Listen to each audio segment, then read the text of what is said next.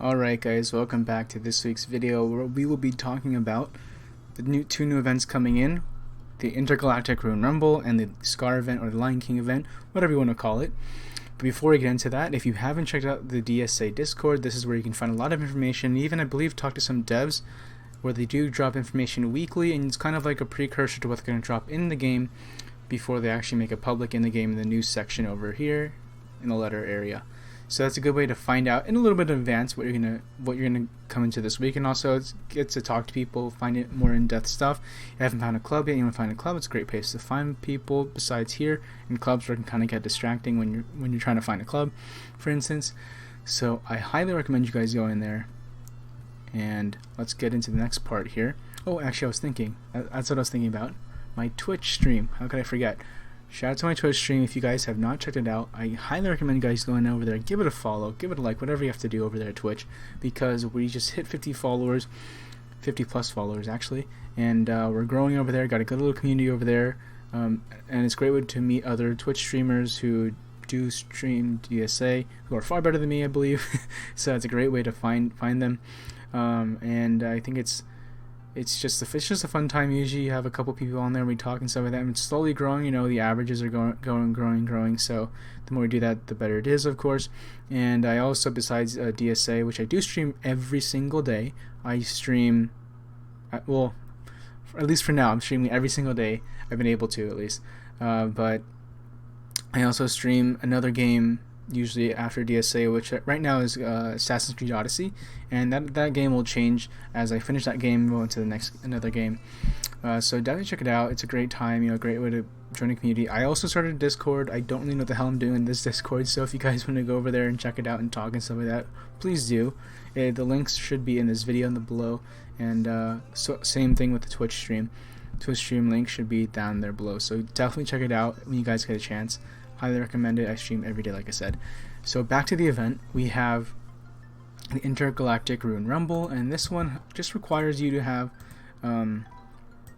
higher level downtown heroes. So this is kind of a pain in the butt, because in all honesty, downtown heroes, sometimes you focus on them.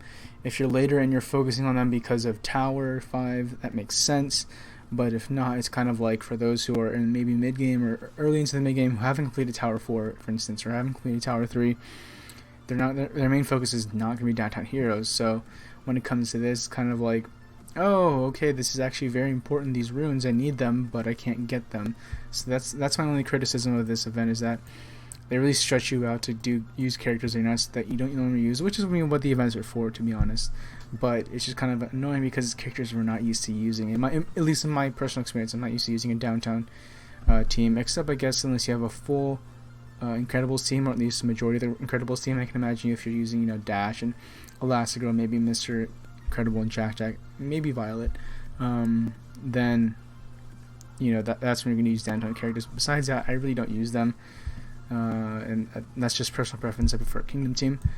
So anyways, it's kind of out of reach for some people. Even getting to have 5 players who are 5 stars might be a little out of reach for people, especially if they 6 stars and up.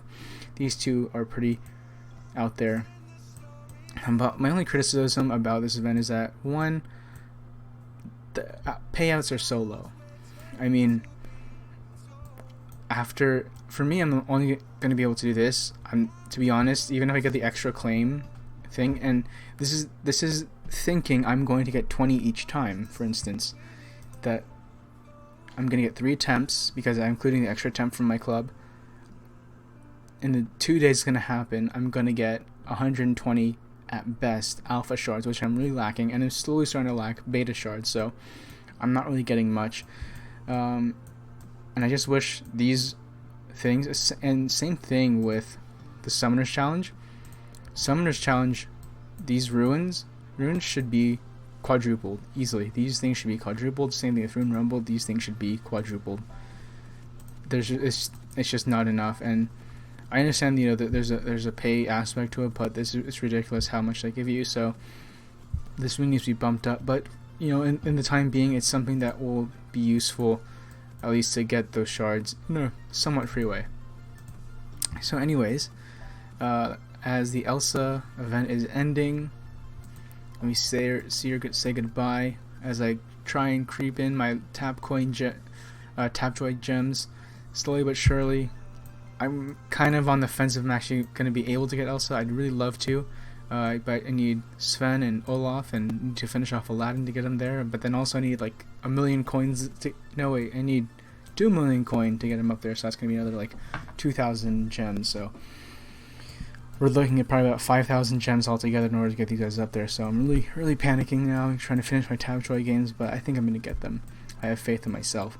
Anyways, what we're looking at is Rafiki and Simba. So this event, you're going to be able to unlock Scar. Now they have said they are going to upgrade the event somehow, adding towers or something like that. Not towers, but they're adding something, some levels or something to it. So for the first part of the event, similar to like the Toy Story, you're going to need 5-star characters for Rafiki, and that's going to unlock all 5 of the levels. From what I remember, this may change and I might be incorrect, and I apologize for that. And the next one you're going to need is for Simba. There's a second part of the event, and Simba's tower, you're going to need Rafiki to get to 5 stars in order to get all the way to the end of Simba's event. And then lastly, once you get Simba to a certain star level, that's when you're going to do Scar. Now for me, during the last event, I was very low level. I think I was maybe in the early 30s, very early in the game or very early mid game when this event was here, so I really didn't know what I was doing. But I got 39 Scar tokens, so I'm guessing at this event I'm going to be able to get more Scar tokens, probably going to unlock them, maybe even upgrade him another star level, which would be good because he's going to be very effective in Tower. He's going to be very effective in Tower 4 and 5, so that's another great thing about Scar. He's also going to be helping me with my villains team, because my villains team is really lacking, so happy if I can get him. But let's look into these characters real quick. So Rafiki is the first one you're going to unlock, obviously. Not much to say about Rafiki. He does one good strong attack, which is this. The only reason why I say it's strong because it does do pretty good damage. It does stun the character, but there's not much to it. And he does honestly give a good amount of health in the lower levels. But once he gets to the high levels, it's kind of like, okay, not as great anymore. So, kind of, he's good for the early levels, that's all I can say. And his basic attack is like anyone else's basic attack, nothing crazy there. And his passive, nothing really too crazy here. I haven't really used him, so I'm just gonna guess he has like some type of synergy with the Lion King characters. So with Simba, probably has some decent synergy there. So that's a good thing to look at too. And then next is going to be Simba, of course. Now Simba, he's up there. He's up there in the quality of character. One, because he's a tank. I mean, he can take a lot of damage. And the cool part about him is that when he does take that damage, at a certain point, it's like he absorbs the damage. I forgot to explain it. If it's here, he gains 2 bonus defense for every 1% of missing health. So you'll see like the big attacks. Like for instance, if you take Aladdin's like, where he does like that flip sword thing, or even Shan Yu's.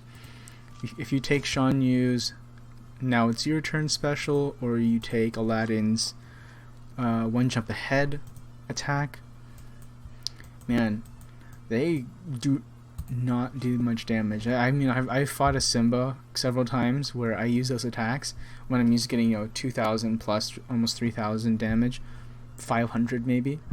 So his defense when it comes to that is really effective, and his basic attack, just everyone else's basic attack, nothing too crazy, does damage. Looks like does a little bit of speed if you upgrade it, speed debuff, no negative effect. His Hakuna Matata is actually pretty good because what it does is it affects all flanking characters in a row. So if you do it in the front 3 or the back 2, whichever one it is, it heals all those characters, and it also puts a taunt on Simba, so he takes all the damage after that. So it allows your characters to really be able to be more effective. If you put him, let's say you put your offensive characters one row, and your tanks in another row, or your more support and characters in another row, and that's a great way to do it because you take that away, that damage possibility away from the characters. So that's a cool part about Simba. And this one's pretty cool. I mean, it does it to all flanking characters in a row, so I kind of like it, but it doesn't do too much damage unless, I guess, of course, you try and upgrade it. And it does do a negative speed meter attack to other characters, so it could be good. and I haven't unlocked this. I haven't unlocked this, but it's good for, obviously, for Club Conquest or Club Wars. So that's something to look at for him. Now, Scar is a different character. Scar is very effective as a villain. I put him up there. I think he's pretty good because of his. I haven't fully unlocked him, but I've seen him in battle and stuff like that. His basic attack is not too bad. He does have like this stealth mode, which can get really annoying because the problem with Scar when you're fighting him, which is good for him as a character, is that when you do fight him, he's going to be able to attack with his, with basically his hyenas. He's going to be able to call in his hyenas, and it's very annoying because the hyenas are not super strong, but they do take up space, just like Kristoff's trolls. They do take up space. Now they're not. I don't believe they are as powerful as the trolls. The trolls, if you look at, or the toads. Sorry, or no trolls. Yeah. They do have a good amount of health. I'm not sure about his hyenas, but I know they can be effective because they do more damage than the trolls, from what I remember. And Scar himself does have a lot of assists that are really good. I believe it is passive. Yeah, this passive here is actually very effective when you are able to use it, and the more you upgrade it, of course, the more effective it becomes. So that's why I think Scar is such an effective character, and just seeing him next to Simba is really cool. And when you look at, let's just take a look at the wilds section here. I mean, if you were to put a team together, you're gonna want to put these three, and probably Mordu and Scar, or Simba, Scar, something like that. You're gonna want this trio, in my opinion, and then one of these three. Everyone else is kind of out there. You could have a secondary wilds team, for instance, during Club Conquest. But Shere Khan's another one to look at, but compared to everyone else, not up there from what I've seen.